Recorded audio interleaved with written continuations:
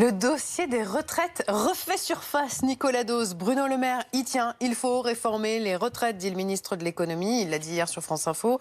C'est imaginable que la réforme des retraites, elle revienne là, avant la fin du quinquennat, dans un an? Une toute petite, une réforme, pas la réforme. Voilà, je peux pratiquement vous assurer que vous n'entendrez plus jamais parler là, dans les jours qui viennent et les semaines qui viennent de retraite à points, de réforme systémique, d'âge pivot, de la fameuse formule à cotisation égale, retraite égale ou de la fin des 42 régimes spéciaux. Ça, c'est plus d'actualité. Mais pourquoi Bruno Le Maire remet le sujet sur la table alors? D'abord, on a un système fragile, on le sait, il y a moins d'actifs face aux retraités. Alors même si le cap des baby-boomers passé 2030 sera plus le même, on a quand même un problème durable de financement du système par répartition, c'est clair. Après, c'est l'une des armes qu'il a mis en avant pour désendetter le pays. Il parle de croissance, ok, de maîtrise des dépenses et des réformes. Ça en fait partie.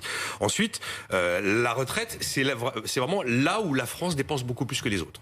On dépense 4 points de PIB de plus que la plupart des pays qui nous ressemblent. Ça fait 100 milliards d'euros par an, 4 points de PIB. Donc c'est en réformant les retraites qu'on réalise de vraies grosses économies. Après, Bruno Le Maire s'appuie sur plein de travaux qui vont alimenter les réflexions de sortie de crise. Il y a plein de rapports. Le rapport de Jean Tirole, Olivier Blanchard sur les grands défis économiques qui va arriver. Il y a le rapport de Jean Arthuis sur le désendettement. Il y a la conférence sociale actuellement avec Elisabeth Borne sur la protection sociale.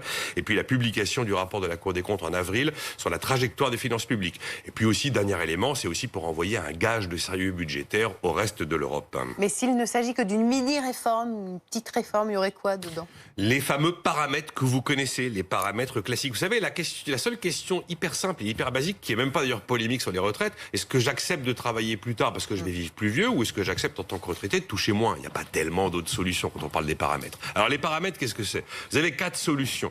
Vous en avez 3 qui concernent les actifs. Soit on augmente leurs impôts, ils cotisent plus. Soit finalement on augmente leurs impôts parce qu'ils cotisent plus longtemps, soit ils travaillent plus et ils partent plus tard. Et puis la 4e solution, elle est du côté des retraités. Les retraités touchent moins. Mais on voit bien l'état de l'opinion, ce que la précédente réforme avait pu provoquer.